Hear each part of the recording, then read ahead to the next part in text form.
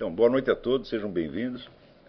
Obrigado por ter comparecido a este lançamento, durante o qual a Vide Editorial está fazendo, vamos dizer, uma oferta para os alunos do seminário e para todas as pessoas aqui presentes.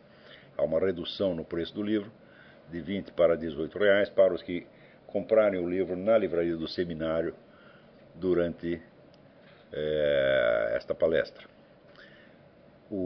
Queria agradecer muito aos editores deste casal esplêndido, Adelício César Kim, ao Silvio Camargo e a todos os que ajudaram, né, para que esta edição fosse possível, sobretudo aqui a Isabela, o Alessandro Moreno, todos que têm colaborado conosco.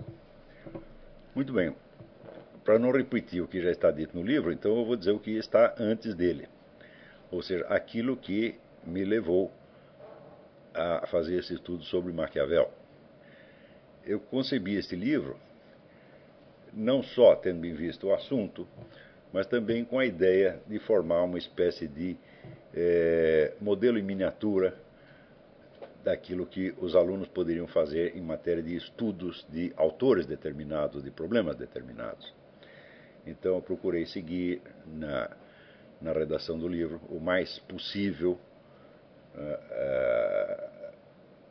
a ideia mesma desses estudos, tal como eu havia exposto nas aulas.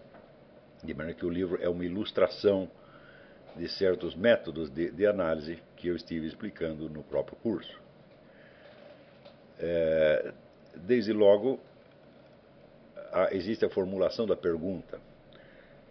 Quer dizer que um estudo filosófico destinado a ser escrito, ele deve partir de uma pergunta e, em primeiro lugar, é preciso você provar que essa pergunta tem alguma importância efetiva, não só na esfera objetiva, mas também um motivo pessoal pelo qual você se interessa pela pergunta. E isso tem que ser, note bem, quando eu digo motivo, não quer dizer um pretexto, uma explicação a posteriori. Quer dizer, ele aparece uma pergunta arbitrariamente e depois você inventa uma justificativa. Não. Tem que ser uma coisa que tem uma raiz existencial muito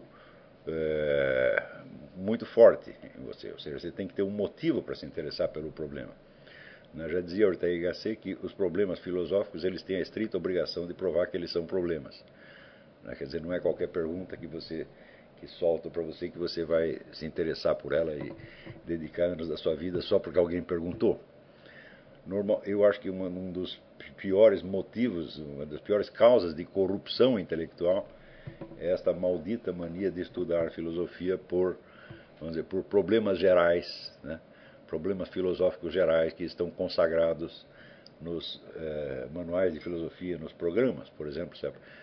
O problema do determinismo, livre-arbítrio, ou o problema de idealismo e realismo, e assim por diante, né? Então, esses temas gerais, pelo simples fato de eles serem gerais, isso quer dizer que eles não têm nenhuma raiz na alma individual. São apenas problemas padronizados, que naturalmente vão ser tratados também de maneira padronizada. Embora esses problemas em si tenham importância e na sua origem fossem problemas autênticos, genuínos, na repetição que se faz deles ao longo da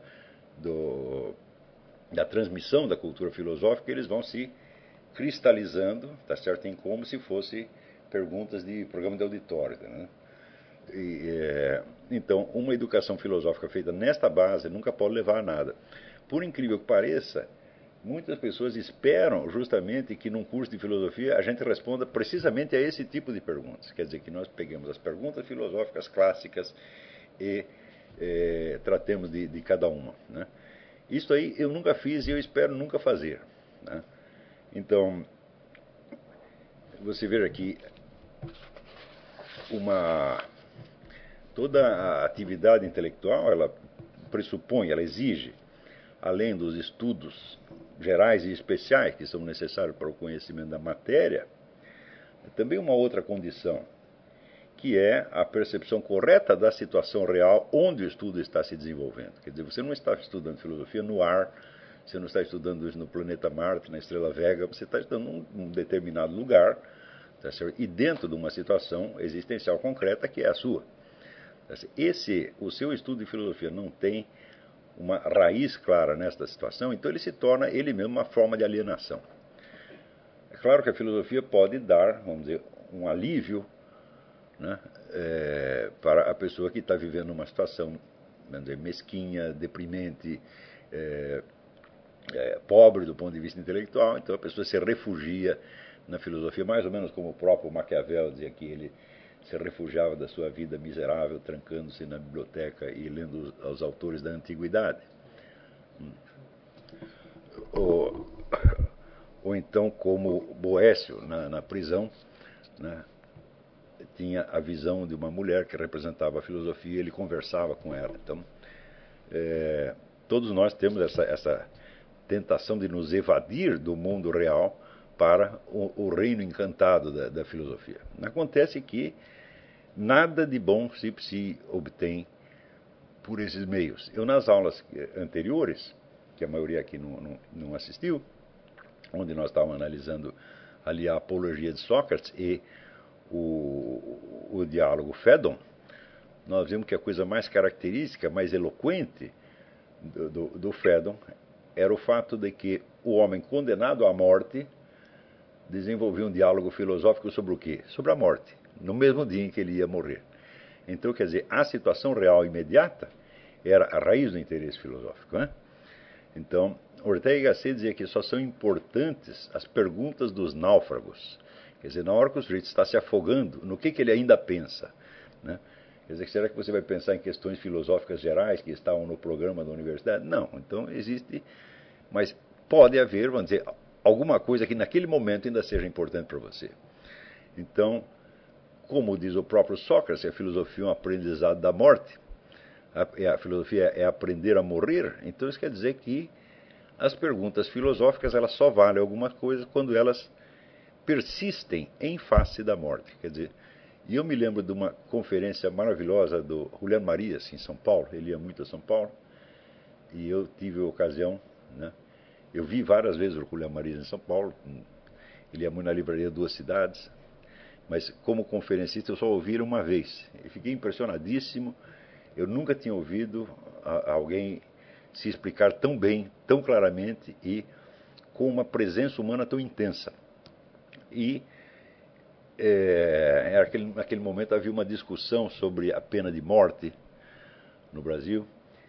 E ele tomou isso como ponto de partida e disse que ele era contra a pena de morte pelo simples fato que ele não sabia o que era a morte e ele não podia condenar uma pessoa a uma coisa que ele não sabia o que era, né? Inclusive arriscando-se que podia ser até um prêmio, como aliás diz também o próprio Sócrates. E continuando o raciocínio sobre a morte, ele entrava no tema da vida eterna e ele perguntava o que da alma humana poderia sobreviver. Ele diria, eu também não sei, mas se estivesse no meu poder escolher o que deveria sobrar de mim, vamos dizer, das minhas memórias, da minha vida, eu escolheria precisamente aquelas coisas que com morte ou sem morte continuariam valendo a mesma coisa, né? Quer dizer, são coisas que, de outro modo, aquilo que pode transcender a morte é aquilo que de algum modo já transcendeu a morte, é aquilo que a morte não pode abolir, a morte não pode desvalorizar e assim por diante. E é justamente disto que está falando Sócrates no dia em que ele é condenado à morte, né? Quando vocês estudam o livro do Paul Friedlander sobre Platão, que é um dos maiores estudos filosóficos da história humana, né? Se você pegar o que é erudição filosófica, a erudição filosófica é o Paul Friedlander, o resto é brincadeira. Então, o Paul Friedlander, no estudo que ele faz de cada diálogo de Platão, ele mostra sempre a circunstância concreta da qual aqueles temas surgiram. Ou seja, nada ao longo da vida de Sócrates e de Platão foi discutido por mero interesse acadêmico. Sempre havia um motivo existencial, um motivo moral sério para que aquelas pessoas se dedicassem àquela investigação. Então, eu desde muito jovem eu tive a sorte de ler o Julián Marías e Ortega y Gasset e isso não quer dizer que eu aderisse às suas filosofias no todo, mas pelo menos esta lição eu aprendi, né? O homem que usa a filosofia como um refúgio contra a miséria do dia a dia, ele é apenas um diletante, alguém que está se divertindo com a filosofia ou buscando nela um anestésico, mas não é um filósofo de verdade. O filósofo de verdade, em vez de ele se refugiar da situação mesquinha, né, no mundo encantado da filosofia, ao contrário, ele vai partir da situação imediata, por mais mesquinha e deprimente que seja, e vai tentar descobrir o caminho que leva desta situação até os mundos sublimes da filosofia e também o caminho de volta. Então você tem que unificar as várias esferas da existência, é como se você fizesse, né, como no poema do William Blake, o céu e o inferno. Né? Você vai do inferno para o céu, ou na Divina Comédia. Né? Então, a filosofia, como demonstra o Dante, está no trajeto inteiro. Né? Tá certo? Então, não adianta você querer se refugiar do inferno no céu, mas é preciso subir de uma coisa até a outra, né? E conservar este senso da unidade do real o tempo todo. Então, inclusive, é uma coisa curiosa, porque muitas vezes bons amigos e bons leitores reclamam que eu fico tratando de assuntos miúdos e mesquinhos, e às vezes, você fica discutindo com idiotas, etc. Eu falo, não, vocês não entenderam o espírito da coisa. Eu jamais vou parar de discutir com idiotas. Por quê? Porque a idiotice é a situação em que vivemos, né? O Brasil é um país que já não tem cultura superior e onde você observa o tempo todo a decomposição da inteligência. Quer dizer, as pessoas vão se tornando cada vez mais burras, até um ponto de chegar à inumanidade. Eu digo, mas esta é a situação. Quer dizer, embora eu esteja aqui nos Estados Unidos, o meu centro de referência ainda é a situação brasileira da qual eu parti, tá certo? E a qual eu estou ligado também pela minha língua, pela presença de inumeráveis amigos meus no Brasil, tá certo? E por um resto de patriotismo, tá certo? Que sobrevive até à morte do país, né? Então, se esta é a situação concreta que nos rodeia, é dela que nós temos que partir. Quer dizer, nós não temos que ter medo de examinar em profundidade a situação mais deprimente, mais amesquinhante que tenha, porque ela é o nosso ponto de partida. Foi nela que nós nascemos, ou é nela que nós estamos. Tá certo? Quer dizer, eu já não nasci nela, nasci um pouco antes, mas vocês nasceram já dentro disso. Né? Então, se não compreendemos esta situação em todos os seus detalhes, tá certo? E tentamos saltar direto para o mundo das ideias, então estamos buscando apenas um refúgio, um descanso, e não o conhecimento da realidade. Tá certo? Então, estamos brincando de filosofia, estamos fazendo um teatro filosófico, como se faz em qualquer faculdade, e não uma filosofia de verdade. Então, quando às vezes eu gasto meses examinando a cabeça de um Rodrigo Constantino, a cabeça de um Sidney Silveira, um camarada assim, eu sei o que eu estou fazendo, tá certo? Não é que eu estou dando importância a coisa que não tem. Não, isto é a atmosfera cultural brasileira, não há outras. Se nós estivéssemos dentro de uma situação onde há um debate intelectual rico, poderoso, como é aqui nos Estados Unidos, bom, então você não vai perder tempo, tá certo? Com autores de 15ª categoria, mas quando você só tem autores de 15ª categoria, fala, eles são o seu ambiente, eles são a sua situação sociocultural, e é esta situação que você tem que compreender. Eu sei que isso é muito difícil, tá certo? Porque quando o nível o nível intelectual é muito baixo, então os fatores intelectuais, os fatores cognitivos se mesclam aos fatores da psicologia grupal e individual. Então, a simples compreensão das ideias não adianta. Você vai ter que compreender o que realmente aconteceu com as pessoas. Não só na escala individual, é claro, mas na escala social. E você tem que tentar ver, em primeiro lugar, em que medida esta manifestação específica, tá certo, de imbecilidade, de ignorância, de mesquinharia, reflete um fenômeno social mais geral. E tentar compreender este fenômeno. Esta é a nossa obrigação, tá certo?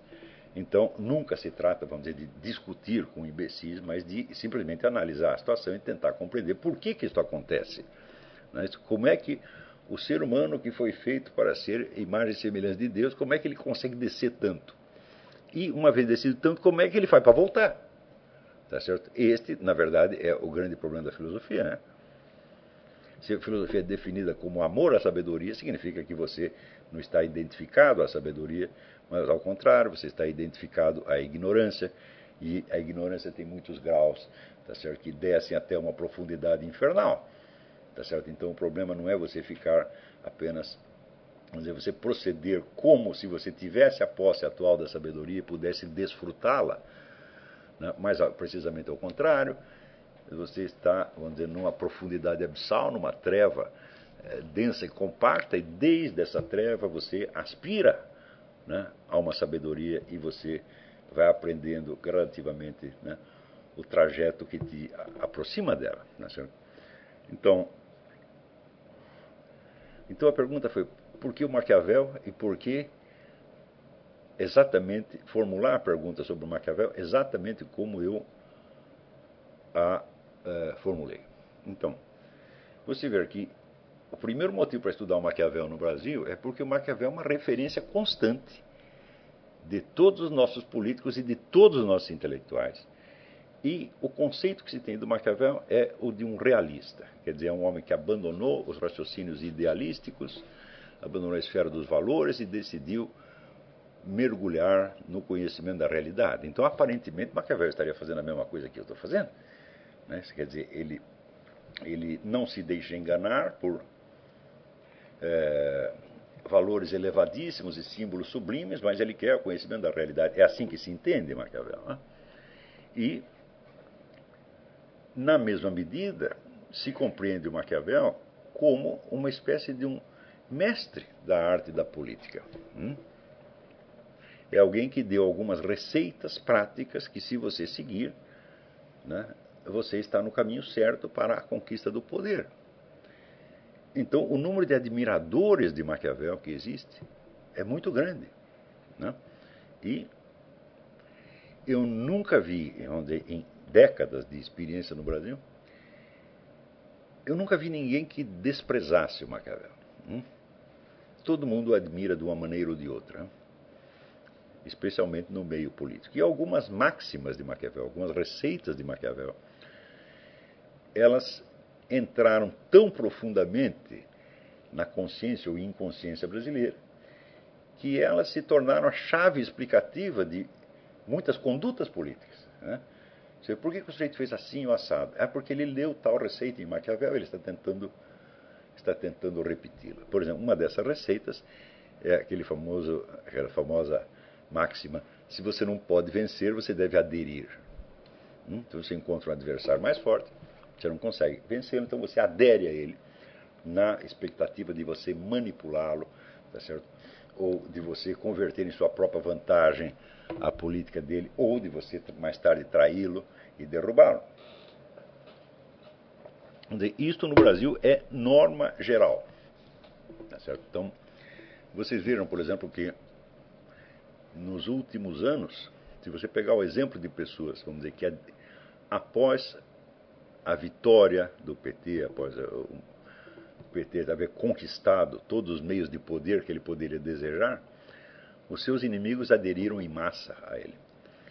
Quer dizer, aquelas pessoas que o PT mais condenava, que ele mais perseguiu, que ele mais acusou de todos os crimes, de repente apareceram aliados ao PT. Exemplos extremos são o Paulo Salim Maluf, o Antônio Carlos Magalhães, né, o Sarney e o Fernando Collor de Mello. Quer dizer, seria a direita brasileira, né? Então, a pressa com que a direita brasileira aderiu, né, a um estado de coisas que ela mesmo condenava e que os condenava, por sua vez, né, é inspirada, sem dúvida, nessa máxima de Maquiavel. Quer dizer, que ela não precisa nem ser lembrada como tal, ela já está impregnada na consciência, ela virou quase uma reação automática. Foi por essas coisas que eu achei que é necessário esclarecer quem é realmente Maquiavel. Eu não menciono nada disso no livro, quer dizer, as motivações socioculturais que me levaram ao estudo não estão no livro. Eu não estou repetindo nada do livro, eu estou fazendo como se fosse um prefácio, né?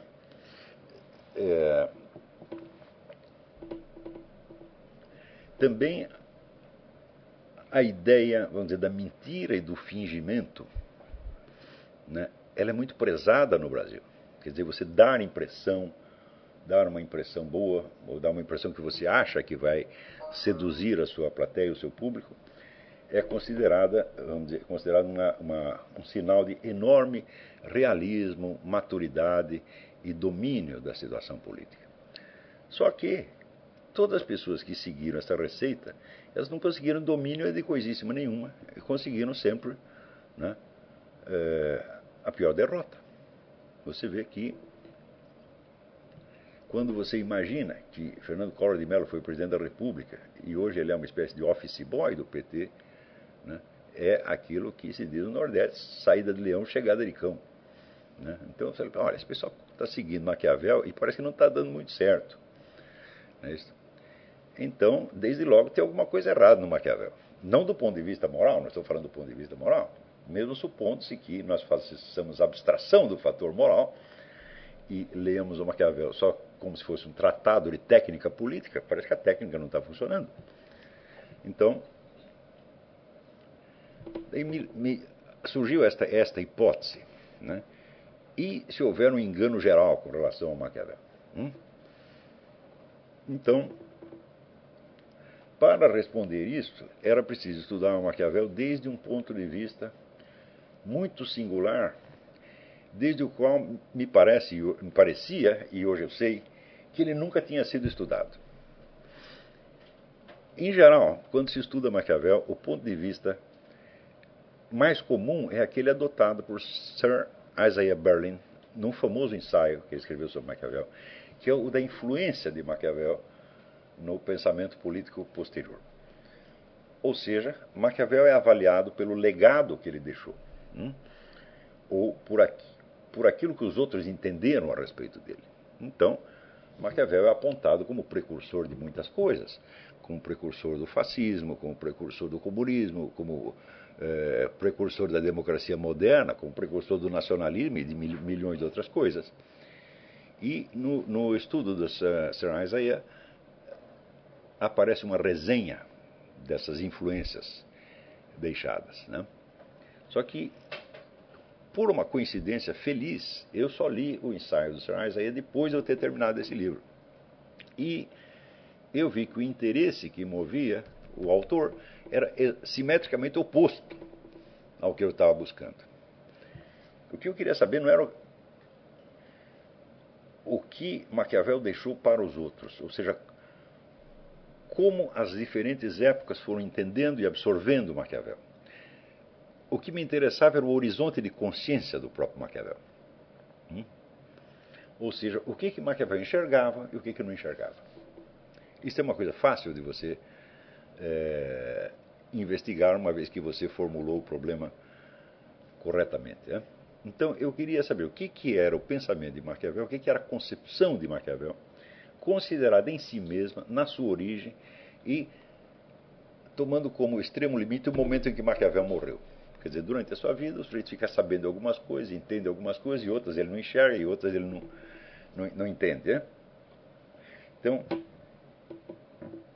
era importante investigar isto para descascar as sucessivas camadas lendárias construídas em cima de Maquiavel. E saber quem era o próprio Maquiavel, no fim das contas. Tá certo? Não no sentido de fazer uma interpretação pura do seu pensamento, que na verdade só ele mesmo poderia fazer, tá certo? Mas no sentido de mapear o horizonte de consciência, ou seja, quais são os fatos, quais são as dimensões da realidade que Maquiavel enxerga com clareza, quais aquelas que, embora estejam na frente do nariz dele, ele não está enxergando. Então, esse problema do horizonte de consciência, eu já expliquei muitas vezes, até no curso de Filosofia Política que eu dei lá na Universidade Católica do Paraná. É evidentemente um conceito fundamental da ciência política. Quer dizer, o horizonte de consciência é o conjunto das informações disponíveis e das suas articulações mútuas. Em cada momento da sua vida, há um conjunto de coisas que você sabe e nas quais você pode basear suas decisões. E há outras coisas que você ignora, tá certo? Mas que de algum modo exercem uma influência sobre as suas decisões, na medida em que a ignorância de um dado faz parte do seu horizonte de consciência, faz parte da forma da sua mente, né? Então, eu citei como exemplo o famoso caso da Batalha de Waterloo, em que uma fração do exército austríaco bate em retirada e Napoleão ordena a um dos seus generais que persiga aquele exército e, se possível, mate todos, né? Acontece que o exército austríaco deu a volta no campo de batalha e se juntou ao exército da Prússia, que estava do outro lado, tá certo, para fazer um ataque maciço a Napoleão. E o general ao qual Napoleão deu a ordem, ele seguiu a ordem literalmente até o fim. Quer dizer, quando ele viu que, em vez dos camaradas baterem realmente em retirada, eles estavam dando a volta, normalmente seria de esperar que ele voltasse, né? E dissesse, não, agora até aqui a perseguição faz sentido, mas daqui para dentro não, porque o que eu tenho que fazer é voltar e reforçar o exército de Napoleão. Por quê? Porque ele vai sofrer um ataque maciço da Áustria e da Prússia ao mesmo tempo. Mas essa ideia não ocorreu ao sujeito. Ele continuou indo atrás dos austríacos, né? E, evidentemente, os austríacos chegaram e se juntaram aos exércitos prussianos antes que seus perseguidores o alcançassem. Quando os perseguidores o alcançassem, eles já alcançaram, eles já tinham feito o ataque frontal às tropas de Napoleão e tinham feito um estrago dos diabos.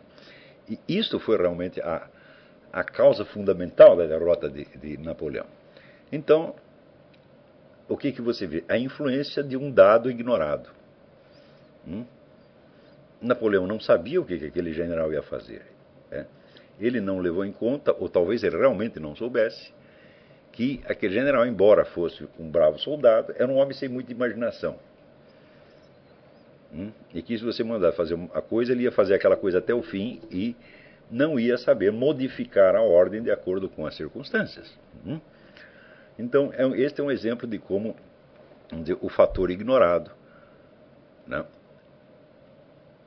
tem uma força determinante no seu horizonte de consciência e, portanto, nas suas decisões e, portanto, no círculo das suas ações possíveis, na sua capacidade de ação.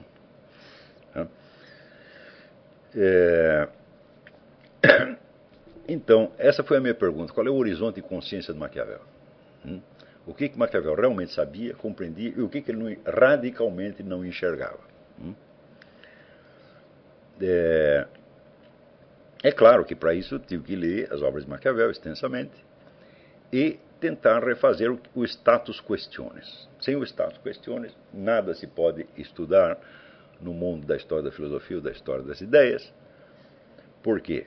Porque é impossível, absolutamente impossível, que todas as perguntas e as perspectivas necessárias apareçam numa só cabeça, né?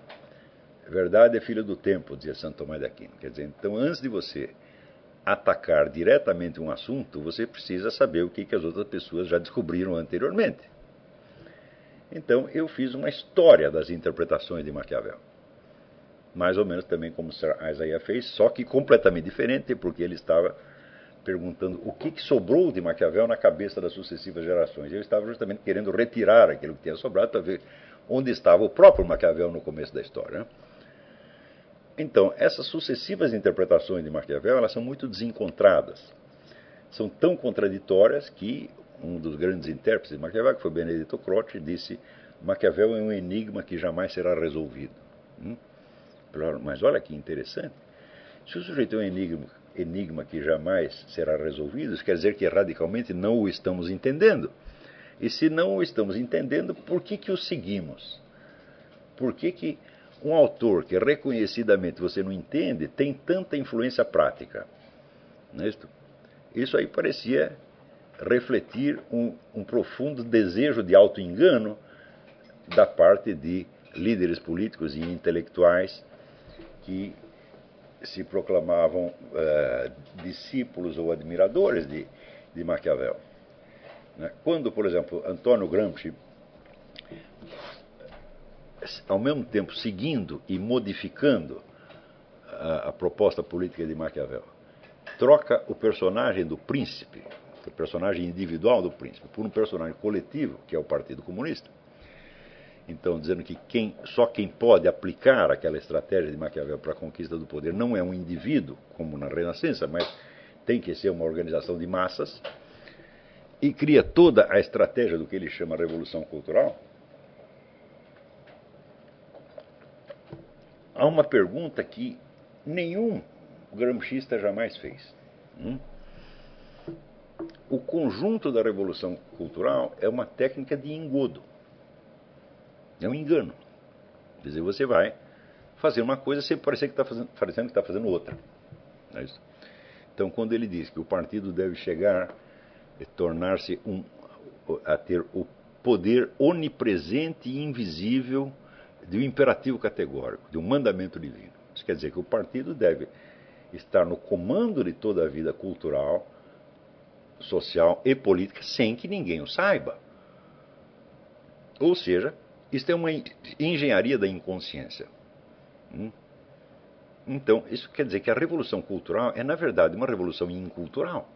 A revolução cultural só pode dar certo se ninguém entender o que está acontecendo, a não ser aqueles 2 ou 3 engenheiros sociais do partido que estão comandando o processo. Nem os próprios agentes envolvidos precisam ou podem compreender, porque se o agente, digamos o militante, está compreendendo o processo inteiro, então o poder do partido já não é mais invisível, se torna visível e ele começa a ser objeto de discussão. E é exatamente disso que se trata, vamos dizer, na estratégia do Gramsci. Então, eu me perguntava assim, será que Antônio Gramsci estava consciente de que com a sua estratégia ele não ia criar uma cultura superior, mas ele ia criar uma situação de imbecilidade coletiva absolutamente desastrosa e que talvez, uma vez consumado o processo, talvez não tivesse volta? E quando eu me lancei essa pergunta, muitos anos atrás, a aplicação da estratégia gramsciana no Brasil não estava num estado tão avançado quanto está hoje. E hoje nós sabemos que a resposta a essa pergunta é simplesmente sim. A aplicação maciça da estratégia gramsciana destrói completamente a cultura superior sem poder colocar outra no seu lugar. Jamais. Então, entendemos que o horizonte de consciência do Antônio Gramsci terminava na formulação da estratégia. Ele não é nem capaz de conceber as consequências do que ele ia fazer. Tá certo? O que já mostra que, por engenhoso que fosse enquanto estrategista, era, na verdade, considerado, por exemplo, como filósofo da história, um homem muito superficial e uma mente pequena, no fim das contas.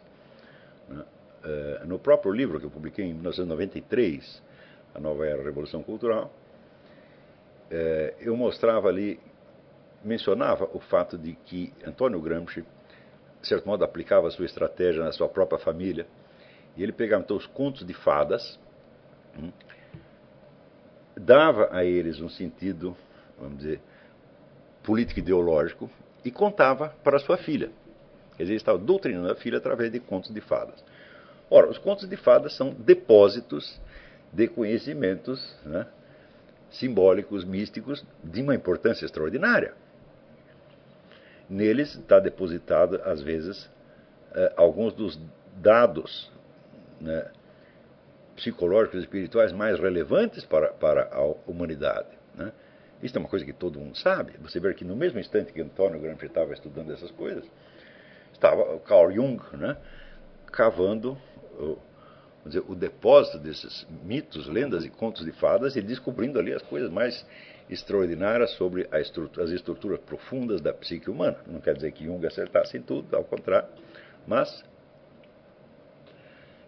ele estava fazendo com esse material exatamente o contrário do que Antônio Gramsci estava fazendo. Ele está tentando descobrir a riqueza ali interna e Antônio Gramsci está tentando trocar essa riqueza por um objetivo meramente pragmático, que era, vamos dizer, a doutrinação da cabecinha da sua própria filha. Em suma, ele estava destruindo a inteligência da filha, e ele não tinha a menor consciência disso.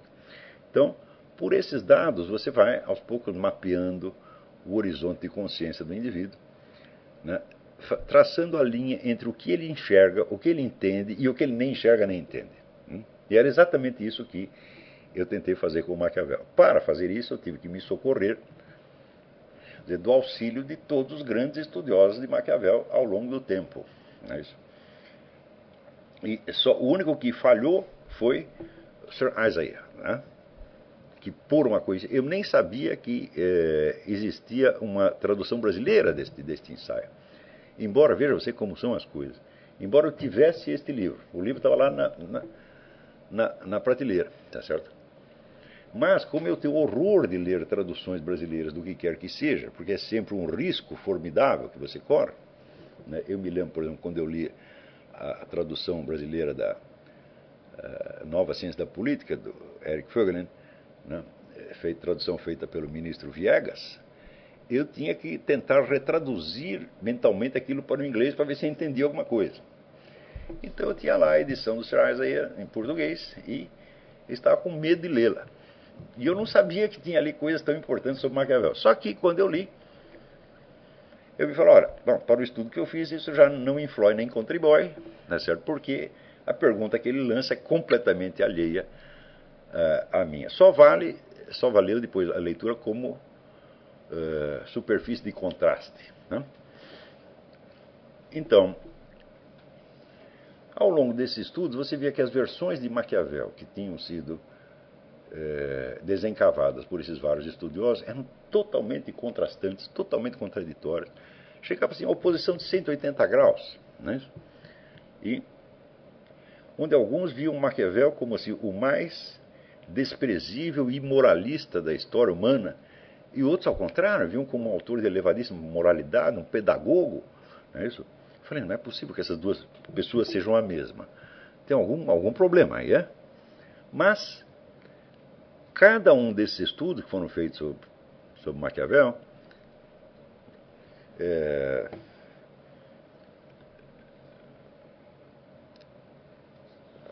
como o de Lord Macaulay, né, o do Léo Strauss, todo o Benedetto Croce, cada um deles descobria alguma coisa importante sobre Maquiavel.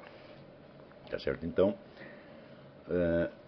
descontando o lado, vamos dizer, das contradições que apareciam entre eles, cada um deles, tomado isoladamente, dava um dado importante, e esse dado podia ser incorporado, então, à minha imagem do Maquiavel.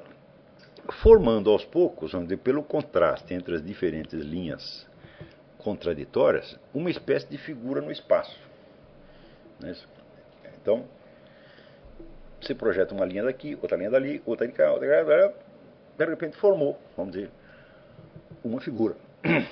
E esta figura era o que havia em comum entre todas aquelas visões contrastantes. Claro que nenhuma delas apreendia essa figura no todo. Cada uma só destacava uma linha, tá certo? Mas a confrontação dessas contradições era a equação do problema. Então, praticamente, do simples status questiones,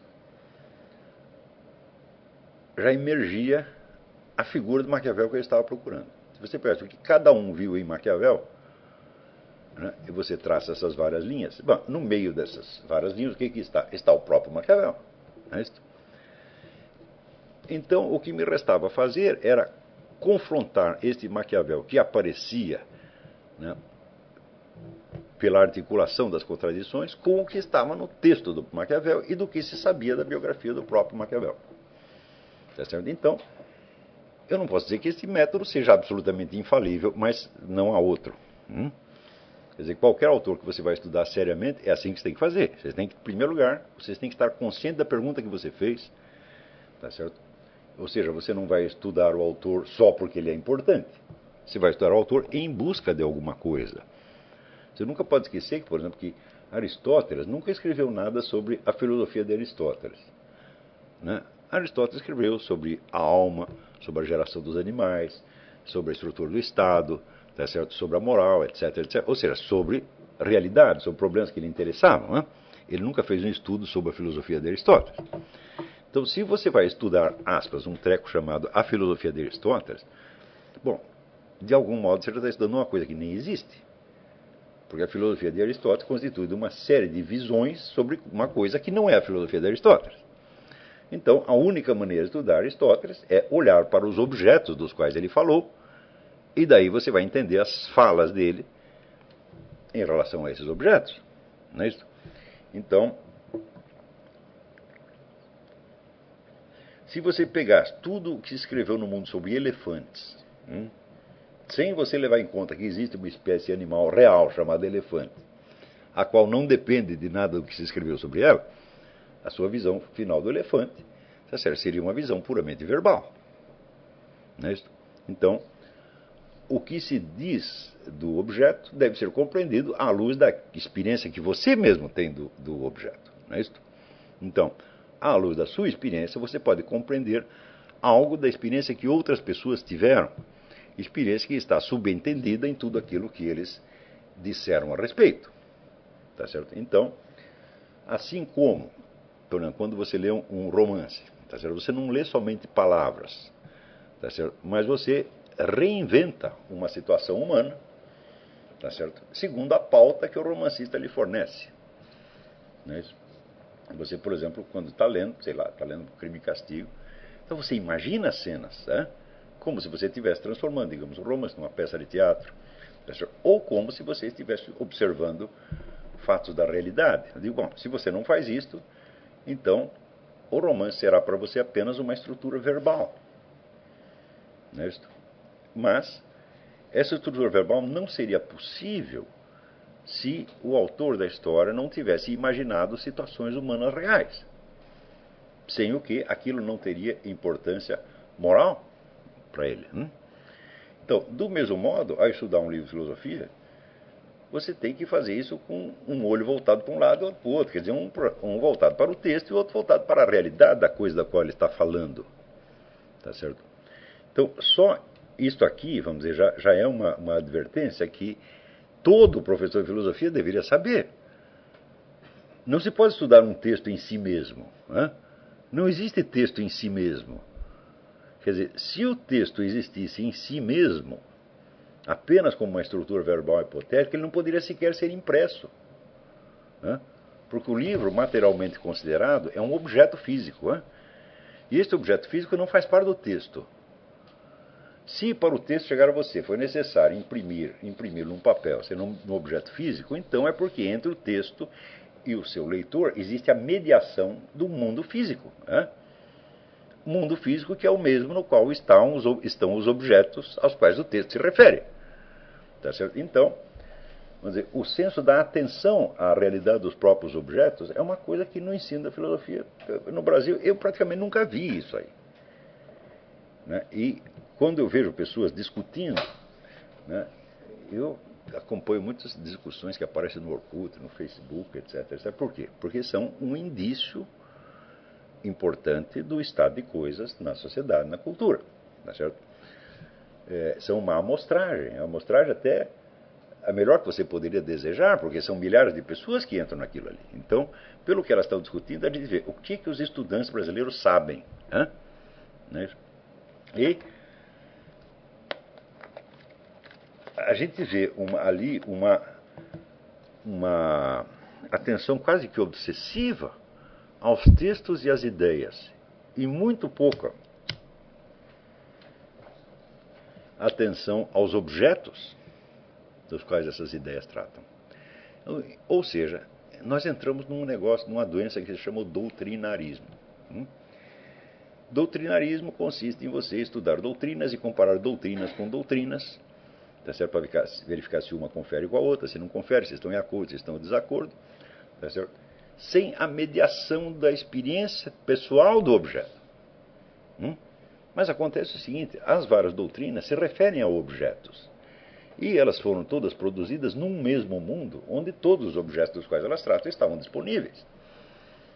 Por exemplo, se as pessoas escrevem sobre o Estado, bom, eu suponho que elas viviam em algum país e que ali tinha uma organização estatal, ou seja, o Estado não era só um objeto da doutrina delas, não existia só dentro da doutrina, mas existia fora também. E se o Estado não existisse fora, bom, para que você vai fazer a doutrina a respeito de uma coisa que não existe? Então, isso quer dizer, a realidade é a mediadora entre as doutrinas. E quando vistas assim, às vezes duas doutrinas que parecem estar dizendo coisas muito diferentes, Não estão dizendo coisas diferentes. Estão dizendo a mesma coisa, desde duas experiências diferentes da mesma coisa. Tá certo? Então,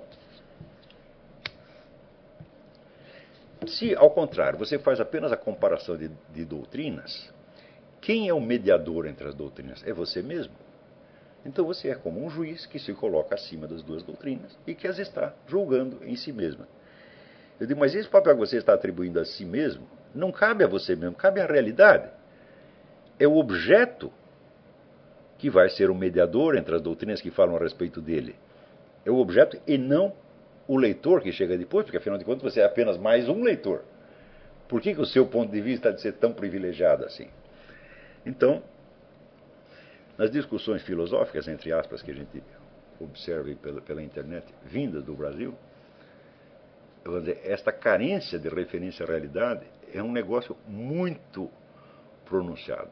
E essa doença que nós chamamos de doutrinarismo, ela é característica das culturas subdesenvolvidas. O que é uma cultura subdesenvolvida? É uma cultura que vive de importação. E quando você importa as coisas, você as recebe tal como elas chegaram, tá certo? E não tal como elas surgiram no seu ponto de origem. Isso quer dizer que mesmo que você as compreenda literalmente, às vezes você não sabe qual é a função que elas desempenhavam na origem e por que elas apareceram, afinal de contas, em resposta a que problemas. Às vezes você vai ler esses produtos importados como se elas fossem uma resposta direta, vamos dizer, à sua situação, quando não são. Né? Então, isso aí evidentemente é uma causa de alienação. Quer dizer, o indivíduo vai viver num mundo de ideias que não tem nada a ver nem com a situação real em que ele está e muito menos com a situação real dentro da qual as ideias emergiram. Neste caso, então, vamos dizer, a forma interna das doutrinas, vamos dizer, a ordem intelectual interna das doutrinas se transforma numa espécie de coisa em si. E o sujeito passa, então, a comparar doutrinas com doutrinas e a entrar em discussões doutrinais infinitas que não vão levar a absolutamente nada. Então, por exemplo, uma coisa que eu acho extraordinária, né, no curso dessa discussão com o Sr. Sidney Silveira, eu via que muitas vezes ele pegava doutrinas escolásticas e comparava com filosofias modernas. Né? E eu digo, olha, aqui está faltando um negócio. E não é só ele que faz isso, não estou falando do Sidney Silveira em particular, isso aí é quase que norma geral. As doutrinas escolásticas eram expostas em gêneros literários que já estavam então bem desenvolvidos e consolidados, especialmente as sumas. Quer dizer, as sumas são um tratamento, vamos dizer, tratadístico e muito ordenado das questões, onde você levanta certas perguntas, faz o repertório das respostas possíveis, vai confronta umas com as outras e chega a uma conclusão final que é uma sentença. Você chega a uma sentença como um juiz que emite uma sentença no fim do processo. Essa sentença se entendia que ela expressava a realidade, a verdade, tal como o autor a tinha enxergado. Então, nesse sentido, uma sentença que está escrita num livro de filosofia escolástica podia ser confrontada com uma outra sentença de um outro livro, independentemente da discussão que havia precedido a produção da sentença. Assim como você pode comparar duas sentenças judiciais sem precisar examinar todos os autos do processo. E acontece que, quando veio a modernidade criou trocentos gêneros literários diferentes nos quais se expressa então a filosofia. O gênero preferido é o gênero ensaístico. Né? O gênero ensaístico foi uma vez definido por um grande estudioso, Pedro Laín Entralgo, como a teoria menos a prova explícita. Ou seja, há uma prova implícita, uma prova que teria que ser desenvolvida, que idealmente pode ser desenvolvida, mas que não está ali. Tá certo? Então, como eu vou comparar uma afirmação que eu tirei de um gênero ensaístico para outra informação que eu encontrei sob a forma de uma sentença conclusiva numa suma escolástica? Só tem um jeito. Eu tenho que me reportar a uma realidade, né, às quais as duas idealmente remetem. Eu não posso comparar sentença com sentença. Então, isso quer dizer que quando você faz uma comparação assim, olha, Santo Tomás de Aquino diz tal coisa assim, assim. Este autor moderno diz tal outra. Isto não confere com o que Santo Tomás de Aquino disse, então, portanto, isto é heresia. Esta é uma ocupação perfeitamente, como é que se diz? Inútil e, na verdade, impossível, utópica. Né? Porque gêneros literários diferentes têm valores semânticos diferentes. Né? No caso escolástico, por exemplo, cada termo era definido de uma maneira uniforme, da qual participavam toda a comunidade dos letrados. Né? Os escolásticos escreviam para outros escolásticos. Aliás, se chamava escolástico por causa disso, porque era uma discussão que se dava dentro das escolas, entre profissionais que tinham recebido a mesma formação, né, e que usavam as mesmas técnicas argumentativas altamente formalizadas. Tá certo? Agora, de repente, eu pego aí um ensaio escrito por Jean-Paul Sartre, né, que não recebeu essa formação, que escreve num estilo altamente individualizado, tá certo? Com uma semântica completamente diferente. De como é que eu vou comparar uma coisa com a outra, meu Deus do céu? Só tem um jeito, eu tenho que apelar às realidades a que eles estão falando, e daí, a partir, vamos dizer, da minha experiência dessa realidade, eu posso calcular o diferente peso semântico de uma sentença formal e, vamos dizer, de uma frase solta no meio do ensaio. Tá certo? Então, a coisa é muito mais trabalhosa do que parece. Mas, dada a propensão doutrinarista que existe no meio subdesenvolvido, as pessoas simplesmente ignoram esta exigência. Tá certo? E isto quer dizer que vão ler os filósofos em busca de concordâncias e discordâncias. Não é isso? E de dizer qual está errado e qual que está certo. E esta é uma ocupação altamente ociosa. Né? Porque o que interessa não é saber quem está certo e quem está errado, mas o que eles podem ensinar a mim. Por exemplo, vocês vão ver que na resenha que eu fiz dos estudos sobre Maquiavel, eu vou lá apresentando cada um, mostrando também as suas diferenças de perspectiva, mas eu não estou julgando nenhum. Eu não estou dizendo, esse aqui está mais certo, aquele está mais errado. Não. Porque eu não estou interessado no que eles pensam de Maquiavel, e sim do que eu posso saber a respeito de Maquiavel. Então, essas várias perspectivas, não me interessa julgá-las em si mesmas, mas articulá-las como, vamos dizer, uma rede de contradições que me faça ver um Maquiavel de verdade no meio. Não é isso? Então, eu não vou perder tempo com a discussão, confrontações doutrinais, tá certo? Porque eu não estou interessado na confrontação de doutrinas, e sim na realidade a que elas se referem, e essa realidade era o problema mesmo do horizonte de consciência de Maquiavel. Muito bem, então, muitas dessas contradições surgiam, em primeiro lugar, de contradições que estavam na própria obra de Maquiavel.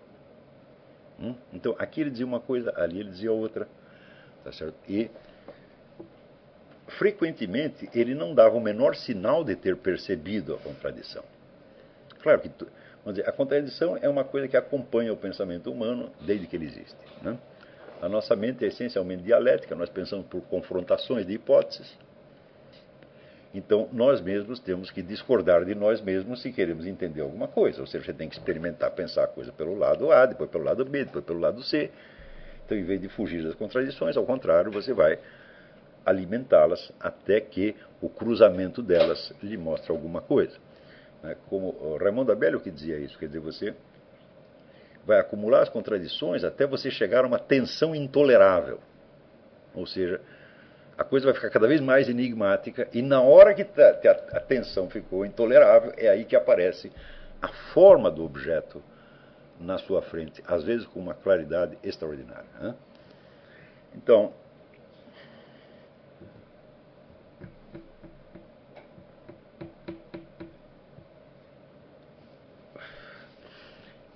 eu notei, por exemplo, que tem aquela famosa cena em que Maquiavel, no exílio, ele diz que ele passa o dia jogando baralho com as piores pessoas da cidade, os vagabundos, né?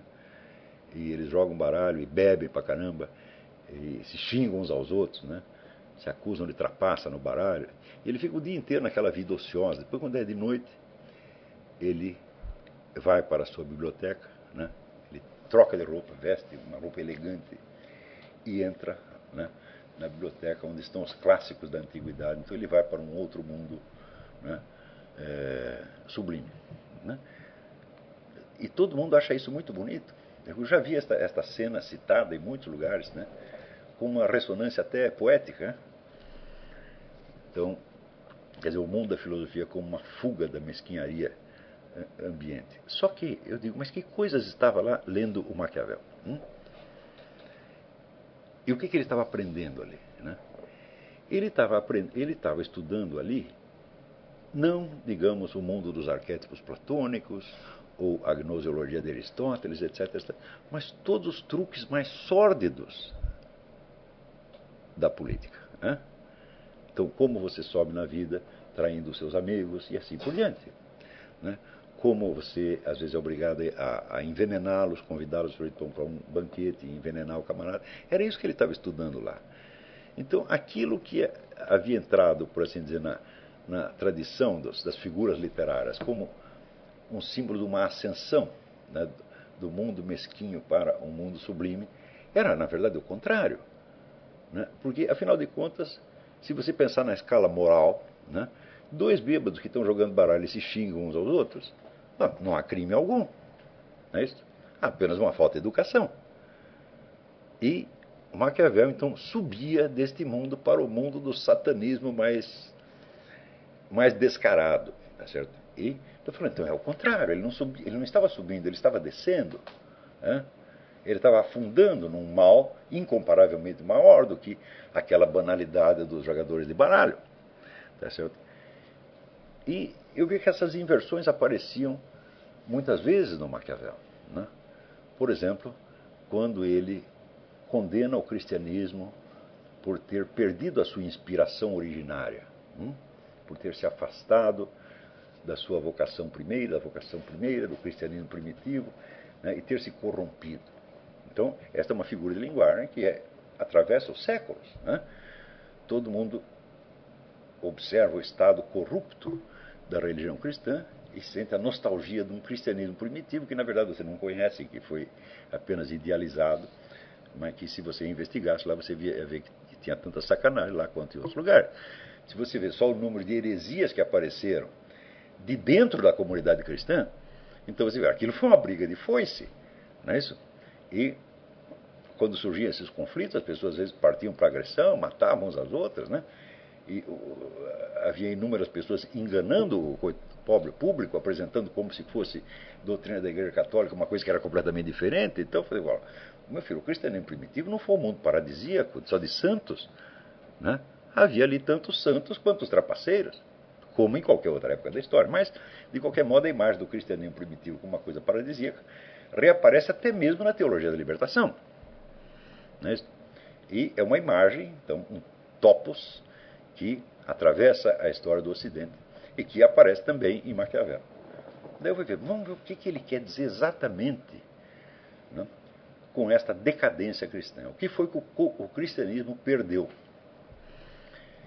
E mais para dentro você vê que ele apresenta a versão da religião como sendo essencialmente um engodo, destinado a ludibriar a humanidade mediante a promessa de um outro mundo inexistente, tá certo? De modo a induzir as pessoas a se comportar como as autoridades religiosas querem. Então, o que ele quer dizer com a decadência do cristianismo? Quer dizer, o cristianismo perdeu o seu poder de engodo. Então, antigamente ele enganava melhor, agora já não engana tão bem. E isso era o que ele queria dizer com a decadência. Agora, aqui novamente nós vemos aqui uma visão invertida. No entanto, essa visão invertida é expressa em termos que parece que dão a impressão de que ele está realmente se referindo a uma perda da espiritualidade, quando na realidade ele está se referindo à perda do espírito de porco, É? Perda que, por outro lado, ele não acha tão real assim, porque em outros lugares ele acusa a igreja de ainda estar enganando as pessoas. É? Então eu digo, mas do que ele está falando? Ele realmente ele não sabe do que ele está falando. Afinal de contas, a igreja perdeu esta capacidade de engodo ou aumentou? Então, vamos dizer, esse tipo de contradições não são contradições lógicas, são contradições de fato. Quer dizer, ele descreve uma situação de fato de duas maneiras que são absolutamente contraditórias. Né? Então, aos poucos, vamos dizer, este amálgama de contradições e de absurdidades começou a me parecer que era o único conteúdo da filosofia de Maquiavel. Não havia mais nada, havia somente isto. Por exemplo, uma coisa que nenhum dos estudiosos havia levantado este problema, mas foi uma das coisas que primeiro me apareceu. Eu digo, olha, Maquiavel diz que o príncipe, para subir na vida, ele tem que usar o apoio de todas as pessoas que ele possa, e depois, quando ele chega ao poder, ele tem que matar essas pessoas, ou se livrar delas de alguma maneira. Ele se livra dos seus colaboradores, tá certo? Ele trai os seus colaboradores. Eu digo, olha, mas espera aí, dos vários colaboradores, qual é mais importante do que aquele que concebeu o plano para a conquista do poder, ou seja, o próprio Maquiavel? Isso quer dizer que se alguém lesse o Maquiavel e aplicasse, né, a sua estratégia, o seu maior interesse, tão logo ele chegasse ao poder, seria matar o tal do Maquiavel e sumir com os seus escritos. Isso é uma consequência óbvia que está dada ali, né, no próprio texto do Maquiavel. Mas é claro que ninguém seguiu a receita de Maquiavel. Ninguém seguiu, em primeiro lugar, por aquilo que observou o Jean Baudin. Esse sim era um homem realista, né, quando disse, ora, não é possível você fazer uma política baseada só na malícia, na mentira, na sacanagem. Isto não existe. É necessário, vamos dizer, que o bem e o mal se equilibrem de alguma maneira, não é isso? E que mesmo a mentira esteja dentro de um quadro determinado pela verdade. Tá certo? Senão, você mesmo se deixa enganar pela sua mentira e você, de ser, vamos dizer, o grande espertalhão maquiavélico, você se transforma no primeiro dos trouxas, que é exatamente o que acontece a esses políticos brasileiros que querem ser maquiavélicos. Né? Então, o destino desses políticos, Magalhães, Maluf, etc., etc., vamos dizer, para mim foi uma coisa assim altamente pedagógica. Né? Então, eu vi que esta política de você querer ser sempre o astuto, o espertalhão, né? A pessoa que está sempre fingindo. Então, eu falo, bom, isso aí se termina mal. Né? E como terminou o próprio Maquiavel? Bom, Maquiavel começou mal, passou sua vida mal e terminou mal. Daí eu fui vendo quais são as políticas a que Maquiavel aderiu durante a sua vida. Ele sempre esteve do lado perdedor. Eu digo, mas peraí, mas se o sujeito é um estrategista tão maravilhoso assim, como é possível que ele não soubesse, se ele tem a arte de como chegar ao poder, como é que ele não consegue discernir qual é o sujeito que tem a perspectiva de chegar ao poder? Ele de fato não conseguia discernir. E muitos dos seus escritos foram feitos para agradar determinadas pessoas que, no entender dele, poderiam chegar ao poder e ajudá-lo de alguma maneira. Tá certo? E, já essas pessoas não chegavam a lugar algum,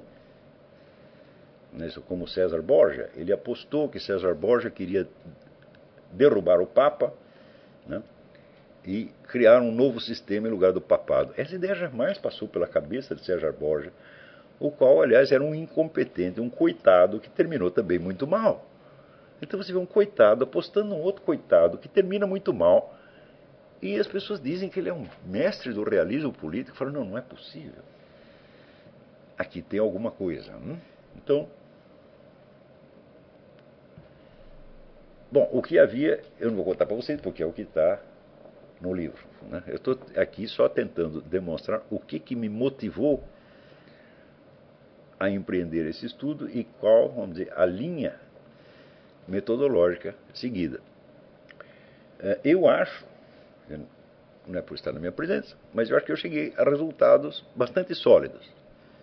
Tá certo? Eu acho que ali está demonstrado, vamos dizer, que o mundo ideológico de Maquiavel é uma confusão dos diabos que ele mesmo jamais entendeu, nem fez a menor questão de entender, porque a motivação com que ele escrevia isto ou aquilo não era a de dar efetivas receitas de política, mas simplesmente agradar, lisonjear a certas pessoas em busca de favores até pequenos. Um empreguinho, um subsídio, tá certo? E não deixa de ser irônico que ele terminasse a sua vida, quer dizer, após ele ter feito mil planos para derrubar o papado, tá certo? Que nos últimos anos da sua vida ele vivesse dos favores do Papa, né? No momento em que ele parou de dar receitas de política e começou a escrever a história de Florença. E consta que no final da vida ele se arrependeu, se confessou e morreu na fé. Não sabemos se isso é um depoimento do filho dele, não sabemos se é verdade, tá certo? Mas, como o próprio Maquiavel diz, olha, eu não acredito ele afirma, eu não acredito em nada do que eu digo. E sempre que eu encontro uma verdade, eu trato de encobri-la sob tantas camadas de mentira que depois nem eu mesmo a reconheço. Então você vê que todo o universo do Maquiavel é um universo de uma imensa psicose, onde a fuga da verdade se apoia num conjunto de estratégias tão variado para mentir para si mesmo, que no fim ele mesmo não podia entender o que ele tinha escrito e que por isto mesmo ele é um enigma. Estudar Maquiavel é estudar uma psicose. Vamos dizer, uma psicose pode ser compreendida, eu digo, até um certo ponto. Se você pudesse compreendê-la totalmente, seria preciso que ela tivesse uma inteligibilidade para o próprio psicótico, que é exatamente o que falta. Então você acompanha o Maquiavel até um certo ponto e dali para dentro você diz, não, aqui não é que eu não posso entendê-lo, não há mais o que entender. Né? Isso aqui não é uma ideia, não é uma doutrina sobre a realidade, isso aqui é um sintoma. Tá certo? Então, depois de séculos de discussão do Maquiavel, eu acho que eu sou o primeiro autor que chegou à conclusão e falou, olha, não vale a pena estudar isto. Isto é apenas uma psicose, não há nada para você aprender ali, a não ser que você queira esteja estudando isso para entender um período histórico que se caracterizava pela mais extrema confusão, onde ninguém praticamente estava entendendo nada, tá certo? E Maquiavel era só mais um que não estava entendendo nada. Então, bem, foi esta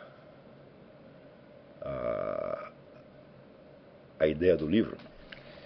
Então, podemos aqui fazer uma pausa, lembrando a vocês que quem comprar o livro agora no site do Seminário de Filosofia terá um desconto. E voltamos daqui 10 minutos para algumas perguntas. Né?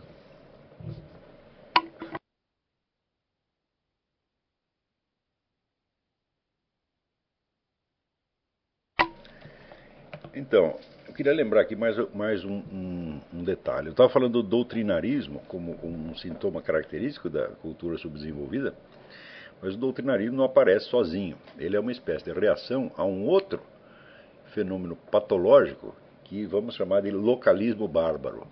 Localismo bárbaro é o culto de qualquer coisa que tenha acontecido no seu lugar pelo simples fato de que aconteceu no lugar onde você nasceu, independentemente da coisa não ter valor nenhum. Então, se você for ver, as universidades brasileiras estão repletas de colecionadores de miudezas sem nenhuma importância, pela qual eles só se interessam, né, pelo fato de que aconteceu perto da casa deles e de que lhes lembra alguma coisa da sua porca juventude e assim por diante. Então, por exemplo, se você for ver a bibliografia que existe sobre a história do samba, é uma monstruosidade, uma monstruosidade. Cada sambista tem 10, 20, 30 biografias, né, diferentes. Agora, se você procura a biografia do Mário Ferreira dos Santos, não existe. Tá certo? Então, este culto folclorístico levado às suas últimas consequências, né, que na gestão do Gilberto Gil no Ministério da Cultura chegou a proclamar oficialmente o samba do recôncavo baiano como um valor universal, né, ou que, em outros casos, aquele senhor Luiz Augusto Fischer chegou a escrever que o Chico Buarque de Holanda é um artista das dimensões de Michelangelo Buonarroti. Né? Quando você chega neste ponto, vamos dizer, a este ponto, no culto, né, das miudezas locais, então esse amesquinhamento da inteligência provoca uma espécie de reação, um desejo de você fugir para o universal, né, e de você então se elevar. Né, então você sai em busca de verdades universais, de valores universais, e você acha que você vai saltar direto para dentro deles, né, sem passar, vamos dizer, pela absorção da circunstância concreta onde você está. Então você mesmo se transforma numa espécie de abstração. Né? Então você vive num mundo de ideias gerais e essa ideia geral não tem nenhuma conexão com a sua conduta real, com os fatos reais da sua vida. Então é claro que é um caso de alienação extremamente grave. Então, o problema que sai aí é o seguinte, é que você vê, a percepção de quais são as categorias com que você está lidando, a que gênero pertence os fatos que você está analisando, então, isso aí é uma espécie de capacidade humana natural que tem que ser aperfeiçoada pela disciplina. Isso é, quando você lança uma pergunta filosófica, a pergunta pode estar tão imensamente deslocada em relação aos fatos, não é certo? Mas, em geral, a sua percepção espontânea está adequada aos fatos. Quer dizer que a percepção humana não confunde, por exemplo, uma essência com um acidente. Não confunde facilmente. Agora, o seu pensamento pode confundir, a sua doutrina pode confundir. Mas quando você olha, por exemplo, um gato, você não pensa que aquilo é uma coisa meramente adjetiva. Você sabe que é uma substância real vivente, não é isso? Mas, na esfera do pensamento, você pode, em seguida, fazer as maiores confusões a respeito. Agora, por causa desses vícios da cultura subdesenvolvida, você pode chegar ao ponto de você confundir a sua própria percepção. Então isso quer dizer que você está continuamente olhando as coisas sob gêneros ou sob categorias que são totalmente inapropriados. Então não se trata de erros de lógica, de erros de raciocínio, né? É um erro de percepção e de nomeação. Quer dizer, você está dando os nomes errados às coisas, tá certo? E você os está olhando sob categorias que não são apropriadas. Isso aqui é uma coisa geral. No Brasil de hoje é uma coisa absolutamente impressionante isso aí. E depois que passa num certo ponto, eu não creio que seja possível corrigir isso pela educação, porque já se transformou numa espécie de sintoma neurótico. É isso? Então, um dos objetivos deste curso, quer dizer, é vacinar as pessoas contra isto. Tá certo? Então, quando você adquire alguma cultura, você começa a ler livros de filosofia, literatura, bom, você cria um certo peso de conhecimento, né? E este peso oprime a sua alma. Quer dizer, a estrutura da sua personalidade não foi feita para aguentar aquilo. A estrutura da sua personalidade nasceu, foi desenvolvida dentro, vamos dizer, deste meio, né, mesquinho, tacanho, etc, etc. Então, você é um fruto, você é um produto da própria educação que você odeia, né? Então, quando você começa a adquirir cultura, a primeira coisa que acontece é que o peso do conhecimento adquirido neurotiza você. Você cria inadequações de comportamento, né? Então, o que você tem que fazer? Você tem que parar aquele desenvolvimento intelectual e cuidar agora da sua alma, da sua personalidade, tratar de fazer os reajustes necessários para que você possa arcar com os conhecimentos adquiridos. É por isso que nesse curso eu sempre assim, tem, vamos dizer, um acelerador e tem um breque. Quer dizer, nós vamos avançar no conhecimento, mas nós vamos brecar e voltar e pensar sobre, cara, o que nós estamos fazendo aqui, quem somos nós, qual é a o que eu estou realmente querendo, qual é a minha, vamos dizer, onde está a minha própria voz no meio disso e assim por diante.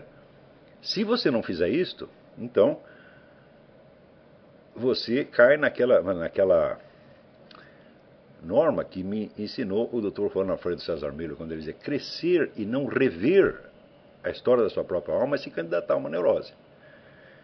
Ou seja, você simplesmente progredir no mundo do conhecimento não quer dizer nada. Você pode estar, vamos dizer, você vai se transformar, vamos dizer, numa alma atrofiada em cima da qual você colocou um punhado de ideias eruditas. Então você vai ficar simplesmente uma pessoa feia. Tá certo? Então, por exemplo, o indivíduo que está discutindo questões filosóficas, mas escreve numa linguagem de mau gosto. Quando eu digo mau gosto, eu digo, por exemplo, às vezes uma linguagem pomposa, professoral, que é descabida. Às vezes o que eu chamo de linguagem cardinalícia. Isso é tão comum no Brasil de hoje, mas eu vejo que 40 ou 50 anos atrás as pessoas tinham muita consciência disso aí. Então, se uma coisa era escrita em uma linguagem literária inapropriada, as pessoas largavam imediatamente.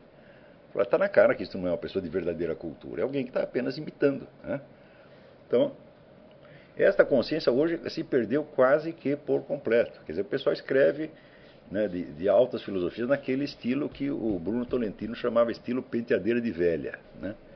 Quer dizer, aquele negócio pomposo, empoadinho, né? Bonitinho. Eu digo, mas que coisa mais feia, as pessoas não percebem que isso, vamos dizer, é uma assinte ao senso estético de quem tem algum. Né? Então, vamos dizer, o senso estético, ele reflete a sua percepção da realidade. Ora, vocês no Brasil são criados num dos meios esteticamente mais feios que existem no universo. Quando você percorre aqui os Estados Unidos de ponta a ponta, claro que você encontra algumas monstruosidades arquitetônicas, mas em geral as cidades são muito bonitas, têm, vamos dizer, uma estética coerente, quer dizer, não quer dizer que todas as casas são feitas no mesmo estilo, mas você tem um certo número de estilos onde você vê um diálogo. Então aqui tem um estilo X, ele confronta com outro estilo e depois tem uma terceira solução e assim por diante. Então você vê, de certo modo, você vê a história da arquitetura americana nas cidades. No Brasil, qualquer cidade, seja as capitais, seja coisa do interior, aquilo é uma coleção de deformidades absolutamente inclassificável. A maior parte dos edifícios você não pode dizer que estilo pertence porque não tem nenhum. Não é isso? E, de repente, no meio dessa feiura, o sujeito contrata um arquiteto estrangeiro e faz uma maravilha, uma obra-prima que não tem nada a ver com o restante da rua, por exemplo. Né? Então a coisa ficando cada vez pior. Então esta deformidade estética, ela entra em nós.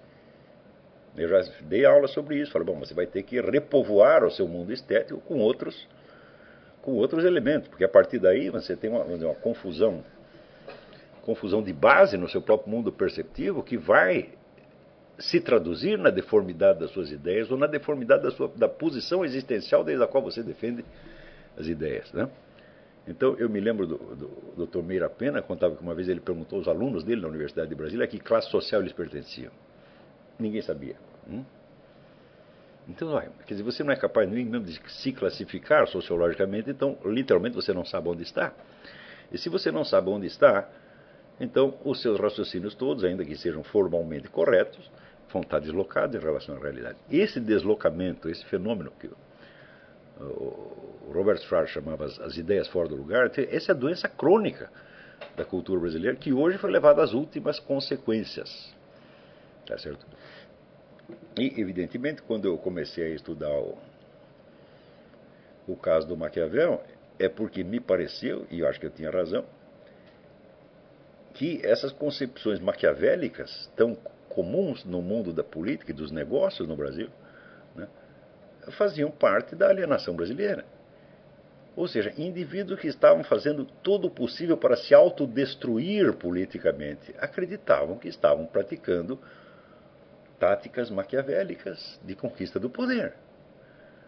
E isto inclui até mesmo as nossas forças armadas.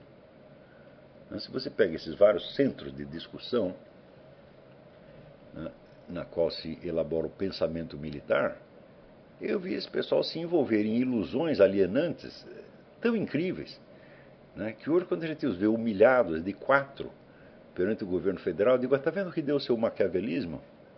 Você não era um senhor tão esperto, né? Ou seja, existem certas espertezas que são muito ingênuas, né, que chegam até a ser cândidas. Não? E eu não posso negar que o próprio Maquiavel estava infectado disso até o fundo da alma. Quer dizer, ele não sabia exatamente qual é a sua posição na sociedade, ele atirava a esmo, ele fazia tentativas desesperadas, às vezes, de restaurar a situação pelos meios os mais inconvenientes possíveis, e chegava sempre, né, caminhava sempre de fracasso em fracasso. Então, esperteza demais dá nisso. Né? Bom, não vai haver tempo de nós respondermos a muitas perguntas, porque agora já são 10h10 no Brasil. Tem algumas perguntas bastante extensas aqui.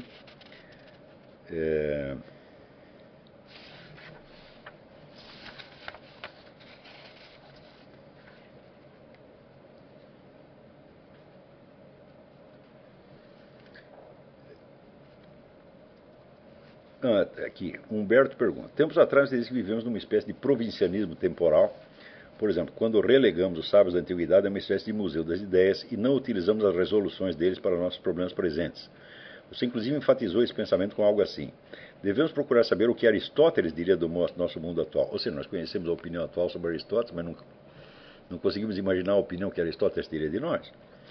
Na última aula do curso online de filosofia, você disse, rebatendo seus oponentes, que não se pode saber o que Santo Tomás de Aquino pensaria do fascismo. Parece uma contradição. Se possível, eu pediria para você discorrer um pouco sobre o assunto. Bom, esse aqui é um problema que sempre aparece no estudo de qualquer filosofia antiga. Quer dizer, se você não é capaz de imaginar, de conceber, vamos dizer, uma análise aristotélica de um problema presente, real, então você não está realmente entendendo a filosofia de Aristóteles. Se você só entende a filosofia nos termos exatos em que a doutrina se expressou pela primeira vez, tá certo? E não na sua extensão possível à realidade atual, então significa que não há conexão entre a realidade atual e essa filosofia, então não é possível entendê-la, a não ser como, vamos dizer, produto do seu tempo, produto da sua cultura, sem atualidade nenhuma. Mas se não tem atualidade nenhuma, se não tem um valor cognitivo para você, tá certo? Então você de fato não sabe o que fazer com essa filosofia.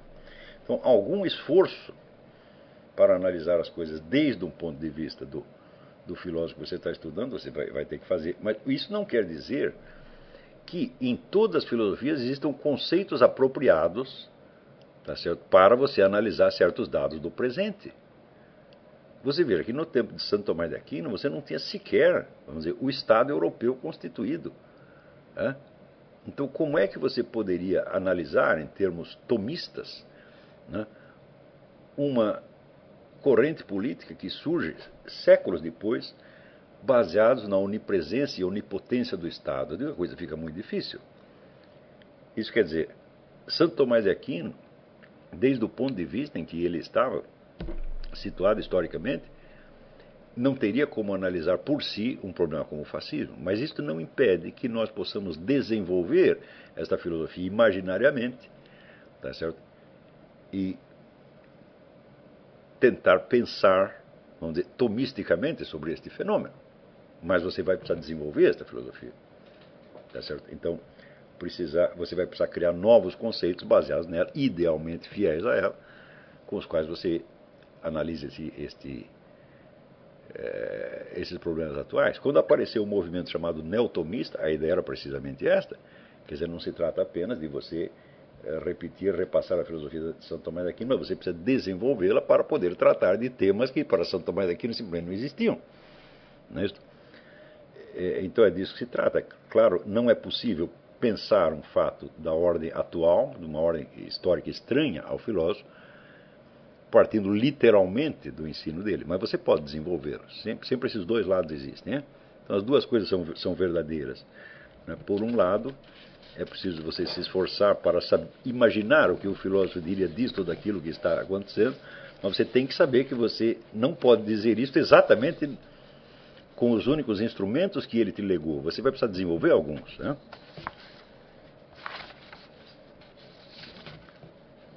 Então, vamos ver aqui. Marcos Alcântara. Aqui em Joinville, Santa Catarina, somos apenas 3 alunos do curso, mas mesmo assim decidimos montar um grupo de literatura, no qual cada um deve contar aos demais um resumo da obra literária que leu ou está lendo. Então, de cara, isso aqui é muitíssimo importante. Quer dizer, você ter uma ideia do que está nos livros antes de você tê-los lido. Isso é fundamental. Outro dia eu comprei aqui uma coleção feita por um professor de literatura aqui nos anos 50, que é assim, o Dicionário dos Enredos. Então é um negócio em 18 volumes que tem lá um resumo de todos os enredos de todas as obras de literatura que o sujeito conseguiu ler. Ele e mais um grupo de professores. Então, se você for esperar para você conhecer os enredos só após você ter lido todas as obras, então você vai ter que esperar uma vida inteira. Isso não é possível. Então você não conseguiria ter uma ideia da evolução da arte narrativa antes de você ter lido todos os livros. Então é uma impossibilidade. Então, quer dizer, estes resumos são instrumentos fundamentais. Não quer dizer que você vai poder raciocinar só com base nisso sem ler os livros. É claro que não. Senão você estaria reduzindo os livros ao seu esquema narrativo, quando elas contêm muito mais do que isso. Mas, vamos dizer,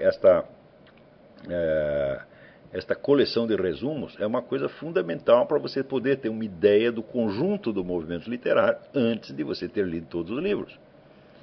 E isto é fundamental. Por exemplo,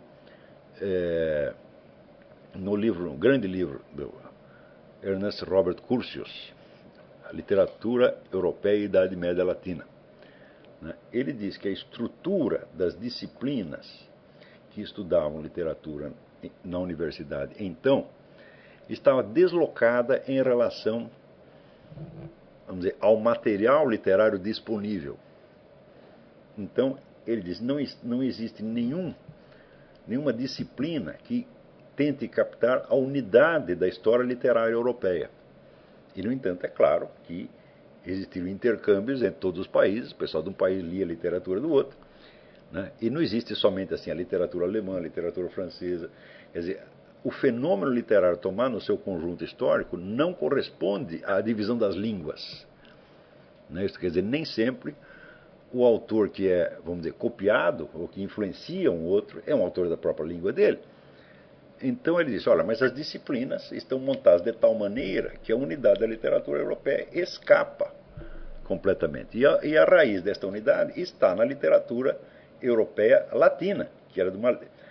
Então havia uma literatura, uma língua internacional, e daí foram se desmembrando as literaturas nacionais. Falaram, bom, aquela descoberta é absolutamente genial. Mas esse fenômeno do descompasso entre a estrutura das disciplinas científicas e a estrutura da realidade, esse é um dos grandes problemas da humanidade. Edmund Husserl dizia que, idealmente, a divisão entre as disciplinas científicas deveria corresponder à divisão entre o que ele chamava as várias ontologias regionais. Quer dizer, você tem diversos fenômenos, né? Diversas ordens de fenômenos, de fatos, de realidades, que ocupam um lugar na estrutura geral do ser. E que a divisão das ciências deveria se esforçar para copiar isso aí, para ser baseada nisso aí. Ou seja, você divide em duas ciências onde há um limite objetivo entre dois tipos de seres. Mas, infelizmente, isso não acontece. Não é isso? Quer dizer, não é possível que a estrutura administrativa das universidades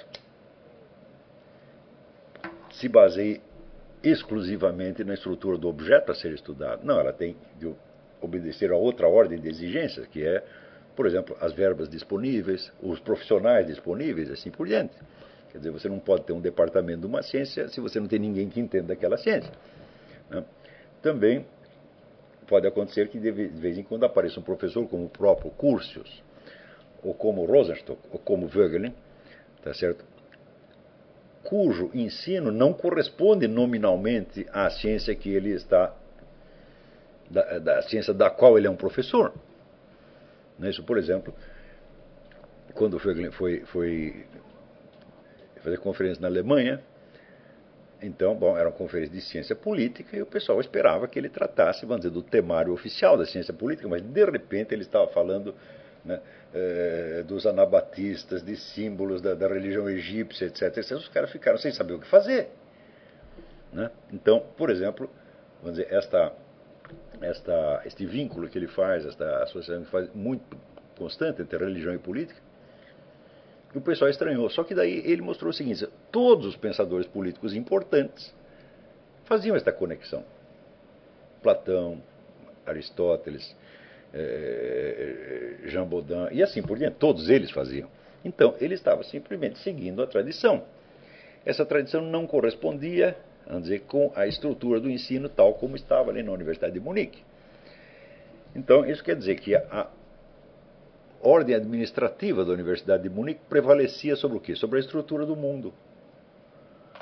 Quer dizer, a ordenação burocrática ela mesma se torna um substituto da realidade. Isso sempre acontece. E isso nós temos que vencer continuamente. Com o Eugen Rosenstock aconteceu a mesma coisa. Então, quando os camaradas o contrataram na universidade aqui, eles não sabiam onde colocar. Porque diziam, pô, nós colocamos o cara na ciência política, tá certo? E ele vai falar de teoria do conhecimento. Nós o colocamos aqui na faculdade de filosofia e ele começa a falar dos partidos políticos, né?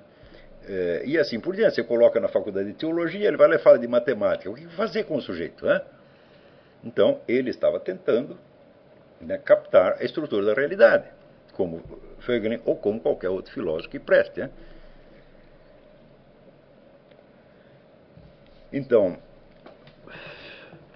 esta ideia de você conhecer um monte de resumos, eu vou depois passar para vocês o título deste dicionário que eu tenho, que é uma coisa maravilhosa, né? O título, o autor, tudo, passa uma fichinha. Se vocês puderem adquirir aí, vai ser uma coisa boa. Mas essa ideia de um contar para o outro, né? Olha que coisa, eu acho isso uma coisa maravilhosa. Tem muito livro que, se eu pudesse não ter lido, se alguém contasse para mim o que estava no livro, eu ia ficar contentíssimo. O pessoal pensa que eu gosto de ler, eu falo, eu odeio ler, eu gosto de aprender, né? Se alguém me contasse o que está no livro, bom, seria uma maravilha. Eu me lembro quando eu era adolescente, tinha um amigo meu que estudava muito Heidegger, né? E um dia ele pegou o livro do Heidegger, que nem era um livro muito comprido, que é isso, a metafísica, e me fez uma exposição daquilo. Eu digo, olha, teve um impacto muito maior do que se eu fosse ler o próprio Heidegger, né? Então eu sou gratíssimo a este meu colega, que ele despertou em mim um interesse filosófico a partir de uma exposição que ele fez do Heidegger. Então, contar para os outros que ele, eu falo, você está poupando trabalho para as pessoas, né? Quer dizer, nossos objetivos iniciais são forçar todos a ler as obras literárias indicadas pelo professor e povoar a imaginação, deixando de lado discussões mais filosóficas.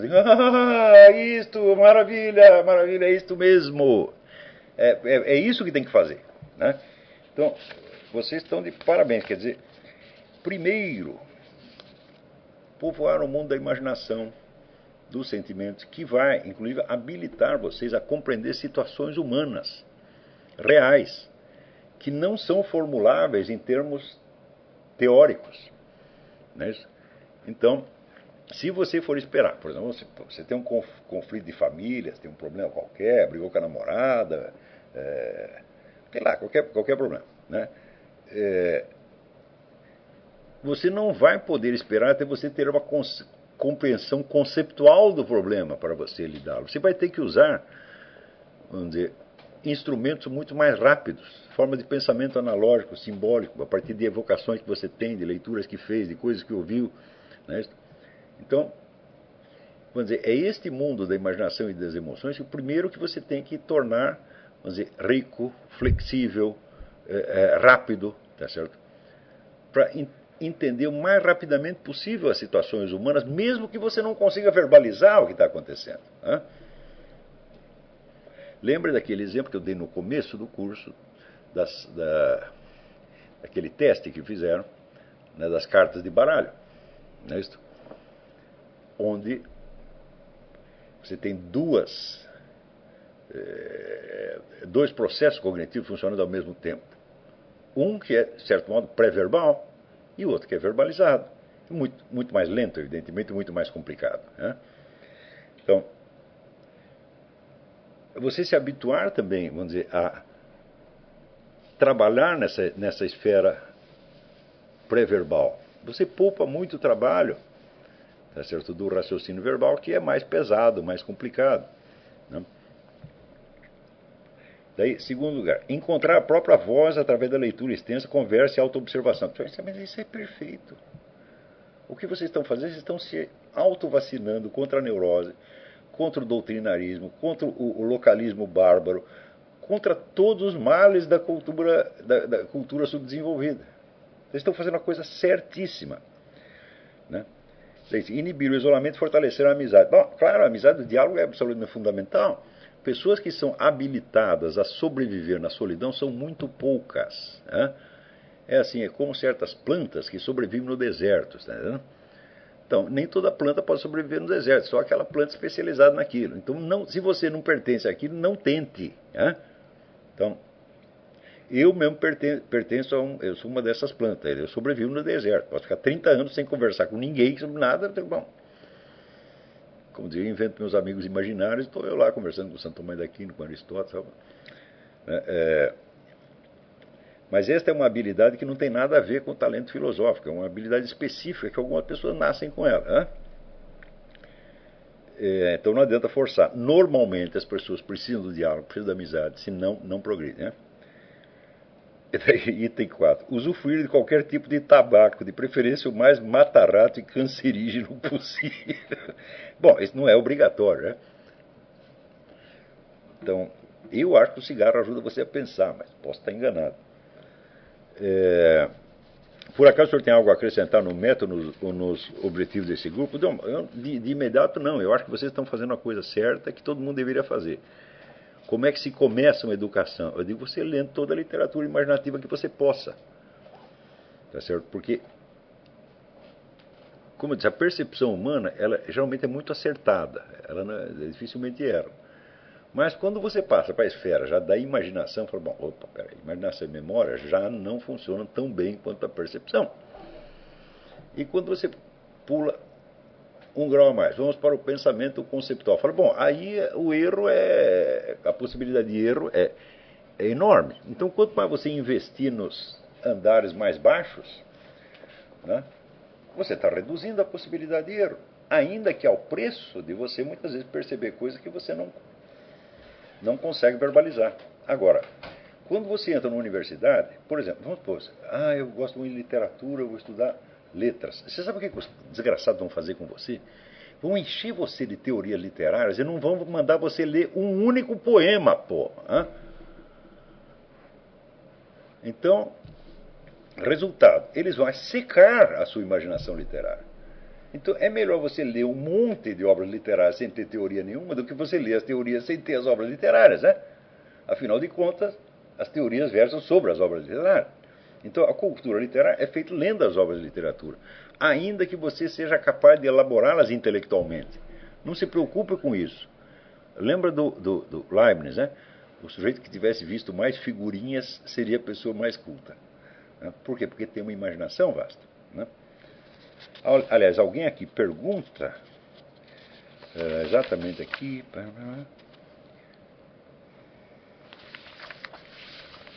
Alguém diz que Sócrates se utiliza muito da... fiquei... E agora só o que eu perdi. Não sei quem... Não consigo juntar a pergunta com o autor. Ao ler os diálogos de Platão, fiquei impressionado com o quanto Sócrates usa a analogia. O senhor pode falar um pouco da importância da analogia para o conhecimento? Muito bem. Toda e qualquer investigação de qualquer coisa começa com uma analogia. É porque você achou alguma coisa parecida com outra, diferente da outra. Então, é claro que esse pensamento analógico, ele é somente um começo. Uma única analogia, um único símbolo, contém inumeráveis possibilidades de conceitos diferentes que depois você vai separar. Vai ter que descascar a analogia, ver as várias camadas de significado e as várias, vamos dizer, afirmações a que aquilo pode corresponder. Mas, sempre que você está investigando algo pela primeira vez, a sua forma de pensamento é sempre analógica, não tem outro jeito. Às vezes você vai começar por notar semelhanças e diferenças. As semelhanças e diferenças podem ser fortuitas.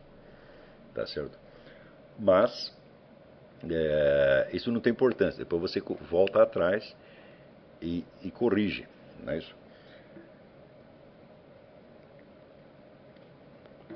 Bom, eu acho que por hoje nós podemos parar por aqui. Esta aula foi transmitida para um público muito maior do que geralmente acompanha, né, as aulas do curso. Também serve, vamos dizer, como uma espécie de amostra do que é o nosso seminário, pelo qual alguns dos ouvintes possam também vir a se interessar. Em todo caso, se já se interessaram pelo meu livro do Maquiavel. Então, muito obrigado a vocês pela sua atenção e para os outros, até a semana que vem. Muito obrigado.